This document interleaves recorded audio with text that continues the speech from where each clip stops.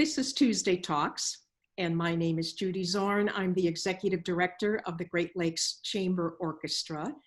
And my guest on Tuesday Talks this week is Tim Mocny, who is our co-principal percussionist. Welcome, Tim.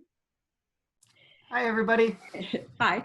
And today we are going to have such fun talking to Tim about his world of percussion, which I think most of us love. And if there's a particular, let's say maybe John Williams piece, right, Tim, that has lots of different percussion instruments in it, as an audience, we can't help it. Our eyes are drawn to the percussion section and watching all of the things that the percussionists are doing back a little bit further back in the orchestra. But I know, Tim, that you grew up in Michigan, and tell us a little bit about, and I think that you, as many of our musicians, started playing your first musical instrument in grade school. So tell us a little bit about that. Right, so I started playing piano when I was in elementary school, and then in middle school, I was firmly set against joining the school band. I did not want to do that, and my mother actually had to talk me into it, which is kind of funny. But I started out playing the trumpet in 6th grade, and I could play my entire trumpet book very early on, but none of us could figure out how to get it to sound like my trumpet didn't have a dead animal stuffed in the belly. I was playing the right fingerings, and it's the right, I was even hitting my partials and things like that, but I could not get it to sound nice, it was just, it bothered me just as much as it bothered my band director. So when it was time for percussion, I was drawn to that. And you said something that I could tell some little stories, but I was mesmerized by the sound of the suspended cymbal. I thought that was magic.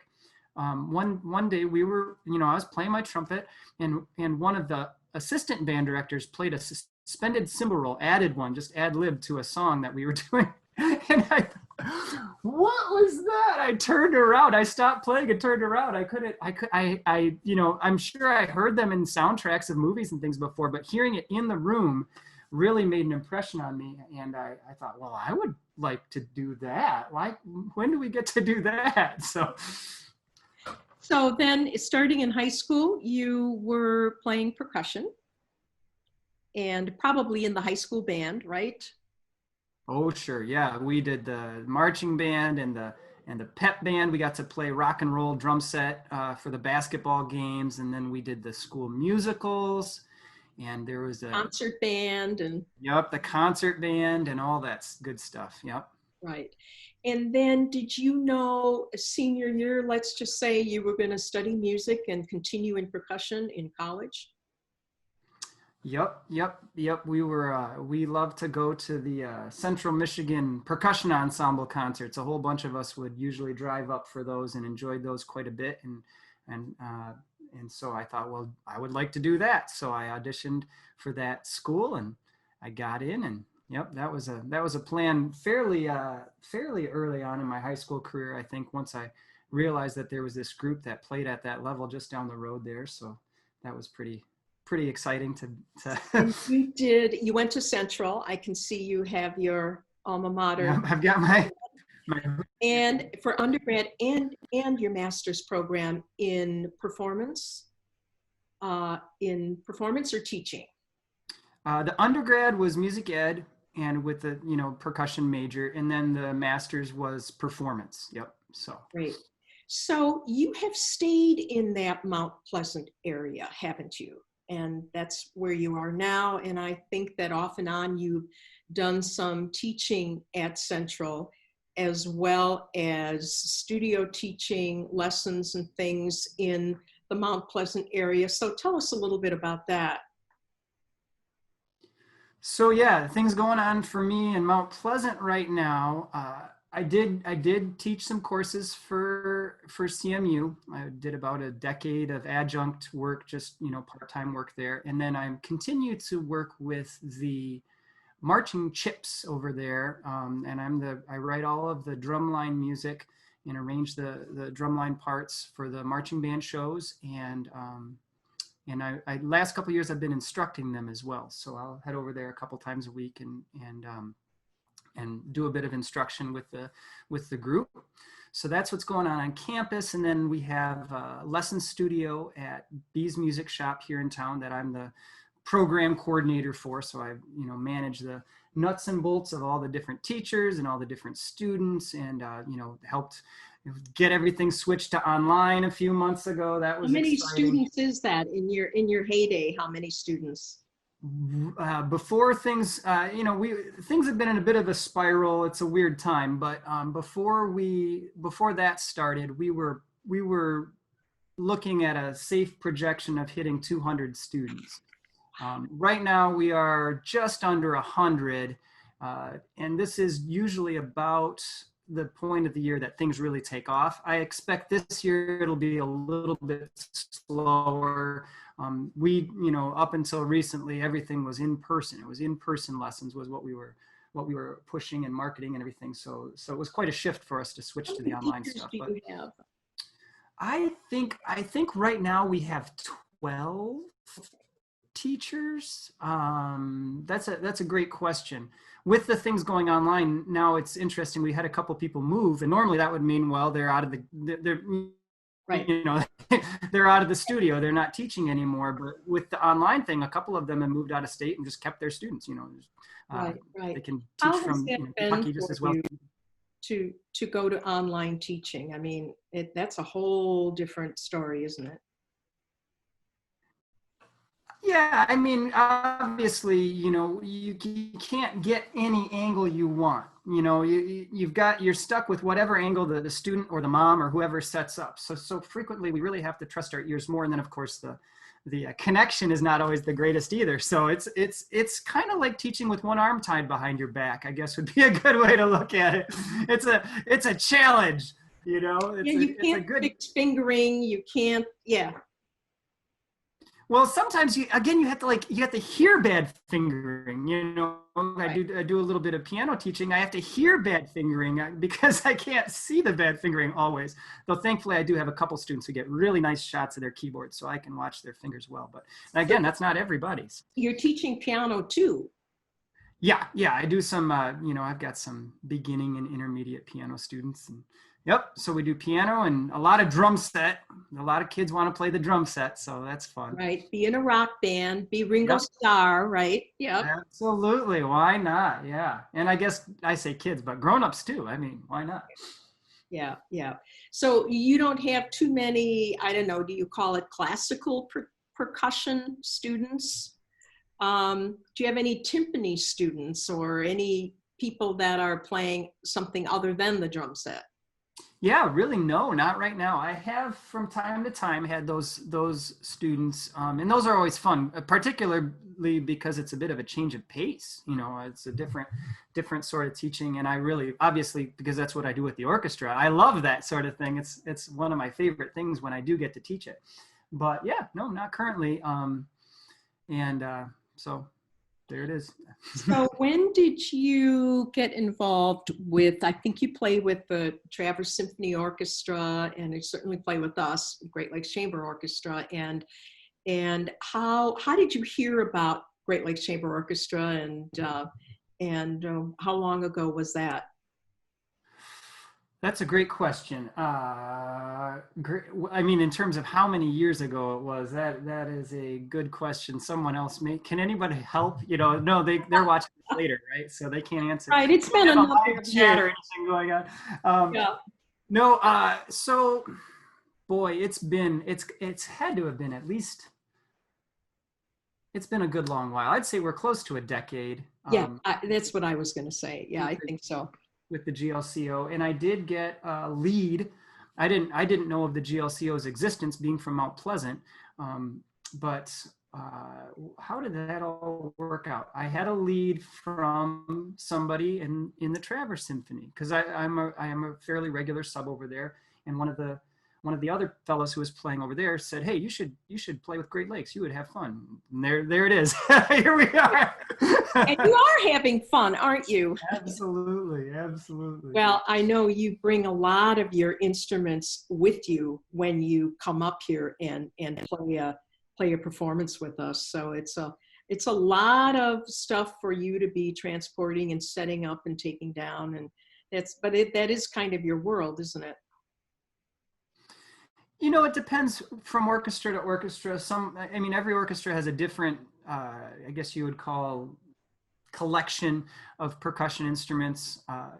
And to be fair too, I should be very clear that a number of those instruments are my personal instruments, but also I've been very fortunate to have different area high schools, and also even up in the Petoskey Charlevoix area, we've borrowed instruments from time to time. And Central Michigan also has been very, very helpful with, especially with some of the more obscure instruments that they have in their collection, to let us borrow them when there's a need. And I think particularly too with timpani, over the many years, just because GLCO doesn't have timpani, I'm very thankful that the percussion professor at Central has been gracious enough to let us borrow some of their drums over the years. That's really been a blessing for our group. We're very grateful for that too, being that you're absolutely right. We do not have timpani, and it's something that we have talked about and we have looked into just sort of a little bit, but yeah, and I know some orchestras do have, like you said, some of the percussion instruments, particularly the timpani, which then you don't have to, that takes a bigger vehicle to transport back and forth. So yeah, so you're currently working with about, not you personally teaching 100 students, but you have about 100 students in your studio there at the store. Tell me, here's a group that many of us up here have heard and are familiar with, and that's the Drumheads. So tell us a little bit about the Drumheads and who your colleagues are and how you got started and where you play. Sure.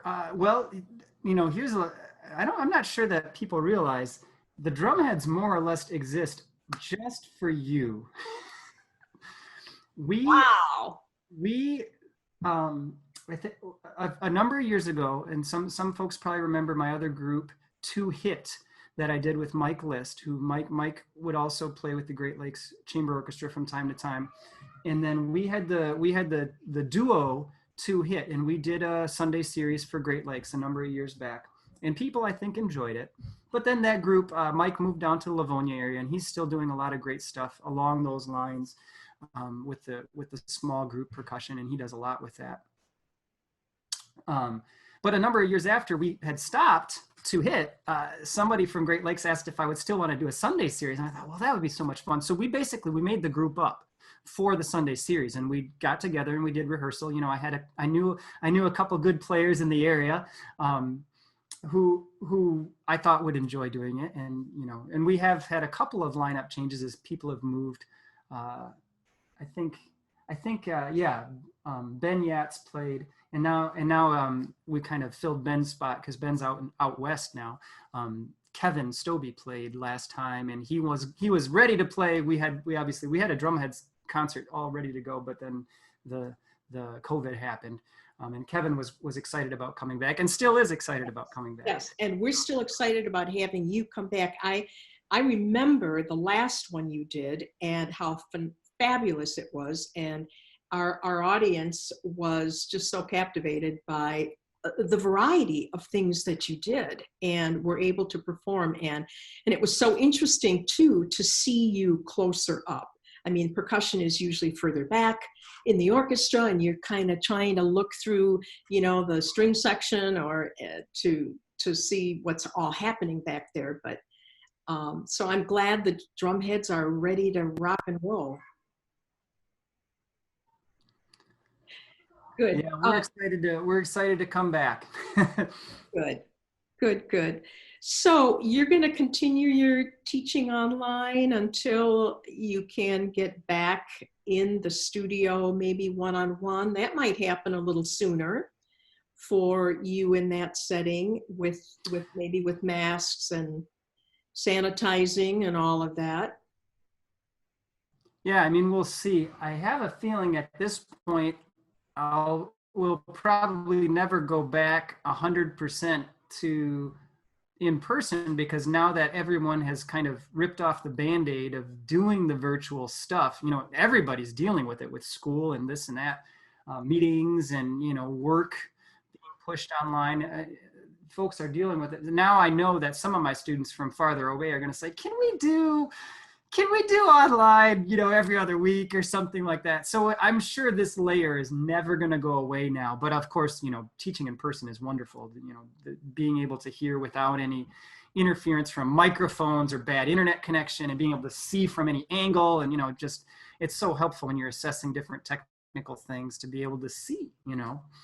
Right. And maybe there's some kind of an opportunity for a hybrid version too, where you can say, because it certainly helps parents, transportation, just cost. I mean, all kinds of things. And maybe it's okay, we can do 2 or 3 of these Zoom a month, but we're going to do one in person. And then we're going to really, dig into things. So that might be an outcome too, where it does make things a little bit easier sometimes for students who are further away or don't have rides, or parents are sick or something. Yeah. Well, what else would you? Yeah, for sick. I actually got a cold a couple weeks ago, and normally if you get a cold, I'm not going to go in and give all my students a cold, so I lose my income for a week, or a couple days, however long the Right. cold lasts. And then I just kind of have my box of tissues here and teach. I blow my nose. It's Well, not going to bother anybody when it's over so it's, in some sense, it's been nice. and that's it. And I think that's the truth too for a lot of performing arts organizations and for a lot of orchestras and things who have live streamed some performances and taking some things online. And it certainly provides an opportunity for patrons who are in Florida or Arizona or California to be part of a performance, or if they're sick, like you say, that evening, they can still maybe take part and listen to the performance. So it's interesting to see where this is all going to head. That's for sure. We've got a few more minutes, Tim. Is there anything else that you would like to say or share with our audience who is watching us today? Boy, if you've made it this long, listening to me ramble on about different things, bless you for that. And I do look forward to seeing your faces again. And we, always appreciate when you folks are able to come out and support us with your applause and your kind words after the concerts. We always appreciate that so much. And I know I have made friends with many of you, and I appreciate you very much. So we are thinking about you, and of course we miss you, and we miss making music for you. So just know that. Well, thank you for all those kind words, Tim. And he's absolutely right. We miss all of you and are looking forward to the time when we can safely be back together, enjoying music live and enjoying listening to Tim and the rest of the orchestra playing the beautiful music that we all miss so much. And it's mutual. You as musicians miss so much performing live, and the audience misses hearing a live performance too. So we will get through this and look so forward to being together again. And I thank you very much for the support that you are giving to the orchestra. It makes a difference, and it keeps us in our planning stages and able to plan for what is coming up, maybe January, February, March, and when we'll be able to return together again. So once again, Tim, I want to thank you for joining us, and I want to thank all of you for joining us again on Tuesday Talks.